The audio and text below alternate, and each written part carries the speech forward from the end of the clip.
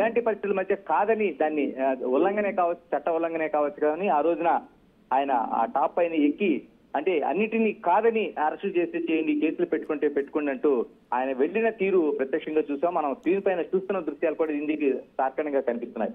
అలాంటి పవన్ కళ్యాణ్ ఆ రోజు నుంచి ఈ రోజు వరకు, ఎందుకంటే అమరావతి రైతులతో కావచ్చు, లేకపోతే మిగతా ఆ గ్రామాలు ఏదైతే 29 గ్రామాలు ఉన్నాయో ఆ రోజున అమరావతి సంబంధించిన గ్రామాలు కావచ్చు, ఇవి ఆయన ఒంటరిగా పోటీ చేసిన నాటి నుంచి కూడా పవన్ కళ్యాణ్ వాటితో అవినాభావ సంబంధంతో ఉన్నారు. ఎందుకంటే అమరావతి రావాల్సిన అవసరం ఉందని అనేక సందర్భాల్లో చెప్పారు. ఇప్పుడు ఇదే పవన్ కళ్యాణ్ ఆయన డిప్యూటీ సీఎం గా అంటే కొత్త పాత్రలో ఆయన వెళ్తున్న తీరు, ఆ కార్యాలయాన్ని సెక్రటేరియట్ లో ఉండే తన కార్యాలయాన్ని సందర్శించడానికి వెళ్తున్న సమయంలో మనకి ఏదైతే ఆ దృశ్యాలు ఉన్నాయో అంటే ఆ తిట్టిన వాళ్ళే పొగుడుతున్నప్పుడు అన్నట్టు అండ్ ఎక్కడ అవమానం జరిగిందో అక్కడే సన్మానం జరుగుతున్నట్లుగా అదే పోలీసులు ఆయనకి ఒక కంచెలాగా ఒక వలయంలాగా ఉంటూ ప్రజల నిరాజన అందుకుంటున్న సమయంలో వాళ్ళు రక్షణ కవచంగా వెళ్తున్న తీరు చూస్తుంటే, ఈ రెండు పక్కన దృశ్యాలు చూస్తుంటే పవన్ కళ్యాణ్ మధ్యలో ఎంత ఆనందం ఉందో ఆ చుట్టుపక్కల ప్రజలు ఆ వ్యక్తం చేస్తున్న ఆనందం మనకి స్పష్టంగా కనిపిస్తోంది. అంటే ఏదైతే ఒక మనిషి అనుకున్నాడో దాన్ని ఆ ప్రజా దీంతోని ఆ మద్దతుతోని కావచ్చు, లేకపోతే విజయంతో కావచ్చు ఎలాంటి మార్పులు వస్తాయనేది మనకి ప్రజాస్వామ్యంలో ఖచ్చితంగా మనకు కనిపిస్తుంది. డెమోక్రసీ బ్యూటీ కూడా ఇదే అని చెప్పచ్చు. అంటే ఇప్పుడు ఈ రెండు దృశ్యాలను పక్కన చూస్తుంటే ఎంత మార్పు అంటే దీనికి కొన్ని సంవత్సరాల పాటు అక్కర్లేదు. గట్టిగా చూస్తే ఒక 8 సంవత్సరాలు ఈ మార్పు కనిపించింది. పవన్ కళ్యాణ్ ఆ రోజున ఆ ప్రాంతానికి వెళ్ళిన దగ్గర నుంచి, తర్వాత పోటీ చేసిన దగ్గర నుంచి జగన్ ఏదైతే వచ్చాడు ఈ 5 ఏళ్ల కాలంలో చూసుకుంటే కొద్ది కాలంలోనే ఈ మార్పు కనిపిస్తుంది.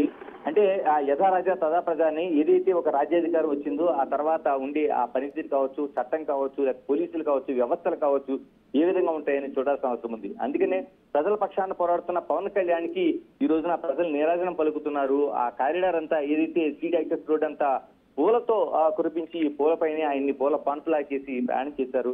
ఈ రెండు దృశ్యాలు చేస్తుంటే ఆ రోజున విప్పటంలో కాదని చెప్పిన ఏదైతే పోలీసులు ఉన్నారో చట్టం ఉందో ఈ రోజున అదే చట్టం శాల్యూట్ చేస్తూ ఆయన్ని తీసుకెళ్తున్న తీరు ఈ రెండు దృశ్యాలను చూస్తుంటే నిజంగానే ఒక ఆనందోత్సవాలు ఏదైతే ఆ ప్రజలు వ్యక్తం చేస్తున్నారో దానికి పూర్తి తార్కాణంగా కనిపిస్తుంది. ఇది ఈ రోజు ఆ సెక్రటేరియట్ సందర్శన కావచ్చు, రేపు ఆయన ప్రమాణ స్వీకారం ఆయన పదవి బాధ్యతలు స్వీకరిస్తారు. ప్రమాణ స్వీకారం తర్వాత రేపు ఆయన వెళ్ళి చూస్తారు. అంటే ముందుగా ఆయన చాంబర్ను పరిశీలించే ఘటన తీరు జరుగుతుంది. ఒక కొత్త పాత్రలో పవన్ కళ్యాణ్ మనకు కనిపించబోతున్నారు. ఇప్పటివరకు హీరోగా అనేక ప్రజల మరోవైపు అభిమానుల ఆదరాభరణలు పొందిన ఆయన పవన్ కళ్యాణ్ కొత్త పాత్రలో ఇప్పుడు డిప్యూటీ సీఎం గా ప్రజలకు దర్శనమవుతున్నారు. రేపు నుంచి బాధ్యతలు స్వీకరిస్తారు. ఈ రెండు దృశ్యాలు చూస్తుంటే మనకి కళ్లకు కట్టినట్టుగా అంటే ఎంత మార్పు తక్కువ కాలంలో మనకు కనిపించింది అనేది మనం స్పష్టంగా చూడాల్సిన అవసరం అయితే కనిపిస్తోంది. రైట్ గణేష్, ఒకప్పుడు అదే 2022లో చూసుకుంటే ఇప్పడం వెళ్లేందుకు పవన్ కు పర్మిషన్ ఇవ్వకపోగా కేసులు పెట్టి కూడా వేధించిన పరిస్థితి. ఇప్పుడు అదే అధికారులు ఎస్కార్ట్ గా తీసుకెళ్తున్నట్టుగా ఈ అపూర్వ దృశ్యాలన్నీ కూడా చూస్తున్నాం. మొత్తంగా అసలు అప్పుడైనా ఇప్పుడైనా పవన్ కళ్యాణ్ ఒకటే తీరు, మనల్ని ఎవడరా ఆపేది అన్నట్టుగానే ఉంది. ఈ 10 ఏళ్లు వెనక్కి చూసుకుంటే కూడా జనసేనను ప్రజల్లోకి చేర్చడానికి జనసేనాని పడిన కష్టం కానీ ఎన్నో అవమానాలు, ఒడిదుడుకులు ఇవన్నిటినీ కూడా ఈ కష్టమంతా ఎలా చూడొచ్చు? ఎందుకంటే ప్రజల పక్షాన నిలిచిన పార్టీలు కావచ్చు, నాయకులు కావచ్చు, లేకపోతే దానికోసం పోరాడిన వ్యక్తులు కావచ్చు, ప్రజలు ఎలాంటి నీరాజనాలు ఇస్తారు, ఎంత తక్కువ కాలంలో మార్పు వస్తుందనేది మన పవన్ కళ్యాణ్ చూస్తేనే అర్థం అవుతుంది మనకి. అంటే 2009లో తన అన్న పార్టీ పెట్టిన దగ్గర నుంచి కూడా ప్రజల పక్షాన్ని నిలుస్తూ వచ్చారు ఆయన ప్రజారాజ్యం తరఫున. అక్కడ నుంచి ఆ పార్టీ విలీనం తర్వాత ఆయన కొద్ది కాలం స్తబ్దతగా ఉన్న ఆయన ప్రజారాజ్యం పార్టీ పెట్టిన తర్వాత అంటే జనసేన పార్టీ ఆవిర్భావం తర్వాత ప్రజారాజ్యం నుంచి ఆయన జనసేన పార్టీ ఆవిర్భావం తర్వాత ఆయన ఒంటరిగానే పోటీ చేశారు. ఒంటరిగా పోటీ చేసి ఒకే ఒక్క సీటు గెలిచి ఆ సీటు కూడా ఉండలేని పక్షంలో కూడా ఆయన ఎక్కడ నిరుత్సాహపడలేదు.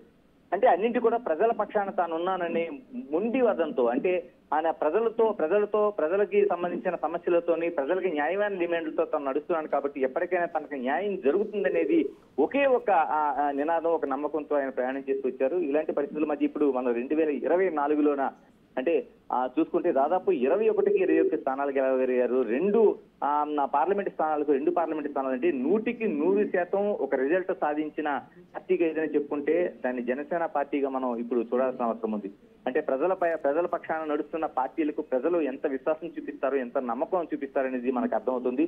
దానికి ఇప్పుడు ఆ ప్రజలు అందిస్తున్న నీరాజనం కావచ్చు, వాళ్ళకి పలుకుతున్న ఘన స్వాగతం కావచ్చు, అదే పవన్ కళ్యాణ్ ముండిగా ఆ రోజున విప్పటంలోన అదే వాహనాన్ని పోలీసులు ధిక్కరించి ఆయన చట్టాన్ని కేసులు పెట్టినా సరే నేను వెనక తిరిగేది లేదు, వెనుదిరిగేది లేదని ఆయన అదే టాప్ పైన ప్రయాణించిన పవన్ కళ్యాణ్ ఈ రోజులు ప్రజలు నీరాజనాలు పలుకుతుంటే అదే ఓపెన్ టాప్ లోనే ఆయన పైకెక్కి ప్రజలకు అభివాదం చేస్తూ ఘన స్వాగతం పలుకుతుంటే ఆ రోజు నిరోధించిన పోలీసులే ఈ రోజున బారికెట్లా నిల్చుని ప్రజలు ఎక్కడ అంటే ఎటువంటి ఘటనలు జరగకుండా పవన్ కళ్యాణ్కి ఒక బారికెట్లా నిలుస్తూ స్వాగతం పలుకుతూ ఆయన వెంట సెక్యూరిటీకి వెళ్తున్న దృశ్యాలని మనకు కనిపిస్తున్నాయి. ఏదైనా ప్రజల పక్షాన నిలవడం వాళ్ళు ఎన్ని కష్టాలు వచ్చినా నిలబడితే ప్రజలు వాళ్ళని ఆదరిస్తారు. రేపొద్దున తలరాతలే కాదు చాలా వరకు మార్పులు వస్తాయని చెప్పడానికి ఇది మనకి ఒక నిదర్శనంగా ప్రత్యక్ష